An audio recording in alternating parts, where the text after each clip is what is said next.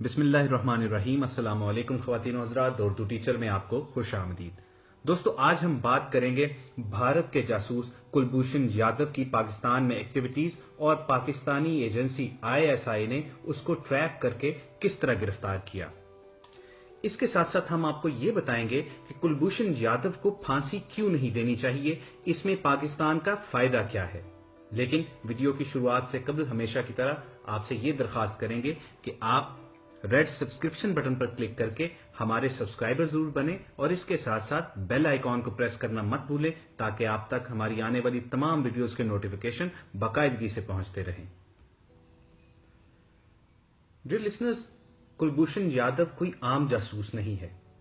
اس کی تمام تر حرکیات کو سمجھنے کے لیے ہمیں تھوڑا سا پیچھے جانا ہوگا۔ جب نریندر مودی نے اقتدار سنبھالا تو بھارت کے قومی سلامتی کے مشیر کے طور پر انہوں نے اجیت ڈوول کو منتخب کیا۔ اجیت ڈوول نریندر مودی کے انتہائی قریب ہیں۔ یہ اپنی اگریسو انٹیلیجنس آپریشنز کی وجہ سے انڈین جیمز بانڈ کہلاتے ہیں۔ بھارت میں گولڈن ٹیمپل آپریشن ہو، درگاہ حضرت بل کا ایشو ہو، سری نگر سے غیر ملکی ٹورسٹ کا اغوا ہو یا پھر ایئر انڈیا کے طیارے کی ہائی جیکنگ، اجیت ڈوول نے ہر بڑے آپریشن میں اہم کردار ادا کیا۔ یہ انڈین ایجنٹ کی حیثیت سے مبینہ طور پر 7 سال لاہور اور پاکستان کے دیگر شہروں میں بھی مصروف کار رہے۔ یہ پچھلے 20 سال سے بلوچستان اور سندھ میں پاکستان کو نقصان پہنچانے کے لیے سرگرمیوں کا حصہ رہے، اور انڈین ڈاکٹرائن کہ بلوچستان میں مسائل پیدا کر کے پاکستان کو الجھا دیا جائے، اس فلسفی کے بانی بھی مبینہ طور پر اجیت ڈوول ہی ہیں۔ چند سال قبل گرفتار ہونے والا کلبھوشن یادو اسی اجیت ڈوول کا رشتہ دار ہے۔ کلبھوشن پولیس افسروں کے خاندان سے تعلق رکھتا ہے۔ اس کا باپ ممبئی پولیس کا کمشنر رہا، جبکہ چچا سبھاش یادو بیندرا پولیس اسٹیشن کا انچارج تھا۔ یہ لوگ ممبئی کے مضافات میں رہتے ہیں۔ کلبھوشن 1991 میں انڈین نیوی کا حصہ بن گیا اور ترقی کرتا ہوا نیوی میں کمانڈر بنا۔ یہ عہدہ لیفٹیننٹ کرنل کے برابر ہوتا ہے۔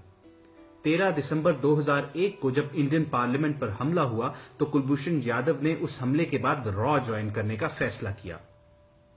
تب عارضی طور پر نیوی سے کلبھوشن کو را میں شفٹ کر دیا گیا، مگر اس کے بعد یہ بیک وقت را اور نیوی دونوں کے ملازم تھے۔ اجیت ڈوول اس زمانے میں انڈین انٹیلیجنس بیورو کے ڈائریکٹر تھے۔ یہ بلوچستان اور کراچی پر کام کر رہے تھے۔ اجیت نے کلبھوشن یادو کو بلوچستان ونگ میں بھجوا دیا، جہاں اس نے 2 سال ٹریننگ لی، فارسی اور بلوچی زبان سیکھی اور حسین مبارک پٹیل کے جعلی نام سے انڈین شہر پونا سے پاسپورٹ بنوا کر یہ ایران کے ساحلی شہر چابہار میں آ گیا۔ کلبھوشن نے را کا بیس بنانے کے لیے چابہار کو کیوں منتخب کیا؟ خواتین و حضرات، یہ وجہ بھی کم دلچسپ نہیں۔ بھارت دراصل کلبھوشن یادو کی کارروائیوں کو ایران سے بھی خفیہ رکھنا چاہتا تھا، چنانچہ اس نے حسین مبارک کی شناخت سے ایک تاجر کے روپ پر چابہار میں کارگو کمپنی قائم کی اور پھر ایرانی شہر چابہار، جو کہ گوادر سے متصل ساحلی شہر ہے، وہاں بیٹھ کر را کے لیے گوادر اور اقتصادی راہداری یعنی سی پیک کو آسانی سے نشانہ بنانے کا ٹاسک لیا گیا۔ کلبھوشن یادو 2004 اور 2005 میں کراچی بھی آیا اور یہاں پر اس نے اپنے رابطے استوار کرنے شروع کیے۔ یہ پروموشن لیتا لیتا پاکستان آپریشنز کا سربراہ بن گیا اور بھارت نے اسے $400 ملین، یہ رقم تقریباً 41 ارب روپے کے برابر بنتی ہے۔ کلبھوشن نے یہ رقم بلوچ علیحدگی پسندوں اور کراچی میں بدامنی پھیلانے والے گروپوں میں تقسیم کی۔ یہ ہربیار مری، برہمداغ بگٹی، عزیر بلوچ جیسے لوگوں سے بھی رابطے میں تھا، اور اس کے ساتھ ساتھ یہ MQM کے لوگوں کو بھی فنڈز دیتا تھا۔ خواتین و حضرات، جب کراچی اور بلوچستان میں بدامنی اپنی حد سے گزر گئی اور کراچی میں روزانہ کی بنیاد پر لاشوں کے ڈھیر لگنا شروع ہوئے تو پاکستان کے خفیہ ادارے ISI اور دیگر اداروں نے صفائی کا ایک عمل شروع کیا۔ پاکستان کے یہ مائناز ادارے بلوچستان اور کراچی آپریشن کے دوران حسین مبارک پٹیل تک پہنچے۔ پاکستان کو پتہ چلا کہ بلوچستان کے علیحدگی پسند ہوں، کراچی کے مافیاز ہوں یا پھر ملک میں خودکش حملہ آوروں کے ماسٹر مائنڈ ہوں، یہ تمام لوگ آخر میں چابہار سے آپریٹ ہوتے ہیں۔ حسین مبارک اس دوران جب انڈیا جاتا تھا تو یہ وہاں سے بھی اپنے کارندوں کو پیغام دیتا تھا۔ کلبھوشن کی بھارتی لوکیشن بھی ہمارے اداروں کی نوٹس میں آتی رہی. یوں یہ شخص آہستہ آہستہ پاکستانی ایجنسیوں کے سامنے کھلتا چلا گیا. یہاں تک کہ جنرل رحیل شریف اور D G I S I general Rizwan نے اسے پکڑنے کا فیصلہ کیا. یہ ایک نہایت مشکل ٹاس تھا کیونکہ کلبھوشن ایک عام جاسوس نہیں تھا. یہ پاکستان آپریشن کا سربراہ تھا. یہ فیلڈ آپریٹر تھا اور دنیا میں آج تک کوئی بھی ملک کسی دوسری ملک کے اتنے بڑے انٹیلیجنس آفیسر کو نہیں پکڑ سکا. لیکن ہمارے اداروں نے یہ تاریخ بدل دی. آئی ایس آئی کے لوگوں کو کلبھوشن یادو کو پاکستان لانے میں 1.5 سال لگ گیا. ادارے نے اس عرصے میں بلوچ علیحدگی پسندوں میں اپنے ایجنٹ ڈیولپ کیے. یہ لوگ آہستہ آہستہ حسین مبارک سے براہ راست رابطے میں آئے اور آخر میں ان لوگوں نے پاکستان کی ایک انتہائی اہم شخصیت کے اغوا اور قتل کا ایک فول پروف منصوبہ پیش کر دیا. آئی ایس آئی کی طرف سے پلانٹ کیا گیا یہ منصوبہ اس قدر اعلیٰ تھا کہ حسین مبارک پٹیل پاکستان آنے پر مجبور ہو گیا. یہ عجیب دوول کے روکنے پر بھی نہ رکا اور 3 مارچ 2016 کو ایران سرحد پار کر کے پاکستان آ گیا، جہاں پر بلوچستان کے ضلع خاران کی تحصیل مشکیل میں اس کو آئی ایس آئی نے گرفتار کر لیا. اب یہاں پر سوال اٹھتا ہے کہ گرفتاری کے بعد اتنے بڑے لیول کا انٹیلیجنس آفیسر اتنی جلدی اور اتنی آسانی کے ساتھ اپنی شناخت ظاہر کرنے پر کیوں مان گیا؟ دوستو، یہاں پر کلبھوشن کے پاس گرفتاری کے بعد 2 آپشن تھے.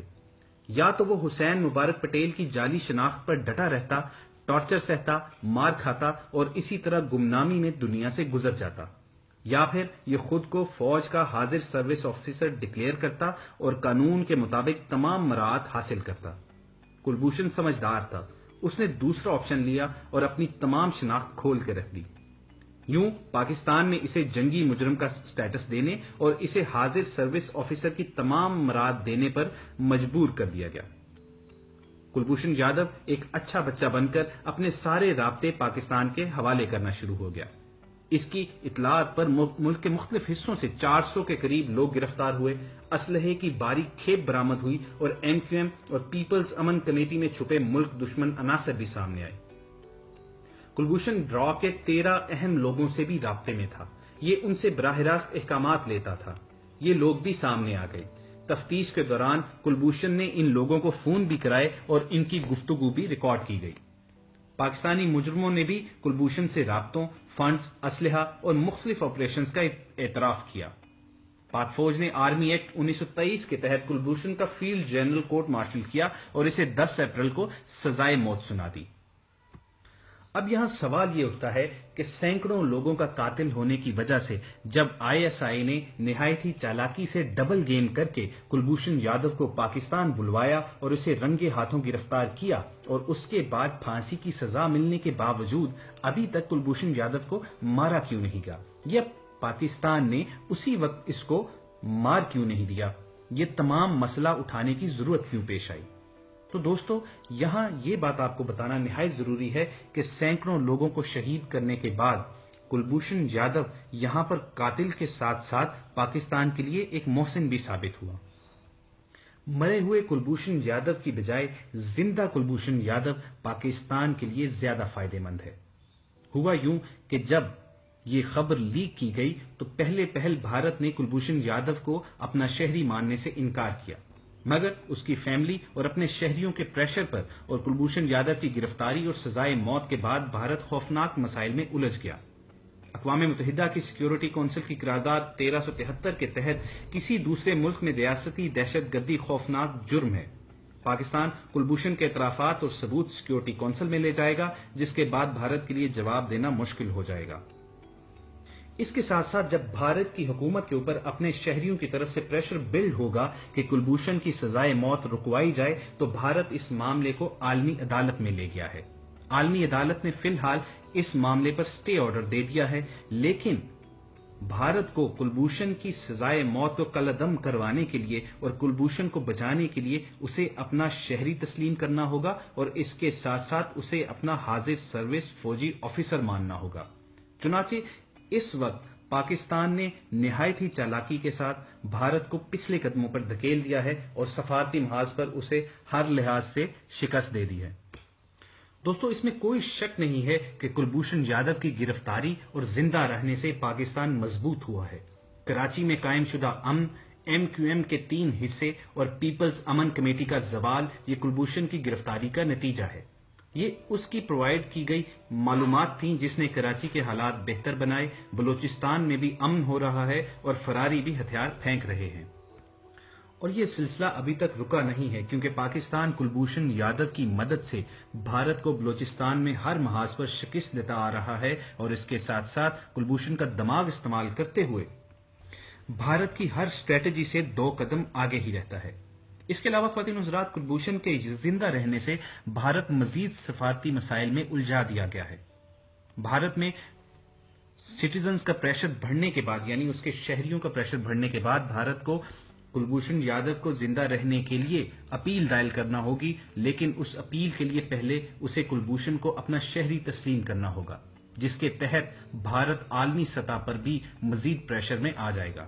اس کے علاوہ لوک سبھا میں یعنی انڈین پارلیمنٹ میں جس دن کسی رکن نے کلبھوشن کی فنڈنگ کا سوال اٹھا دیا تو را کو ان $400 ملین کے آڈٹ پر مجبور کر دیا جائے گا جو کلبھوشن یادو نے چابہار ایران میں بیٹھ کر پاکستان کے خلاف استعمال کیے تھے۔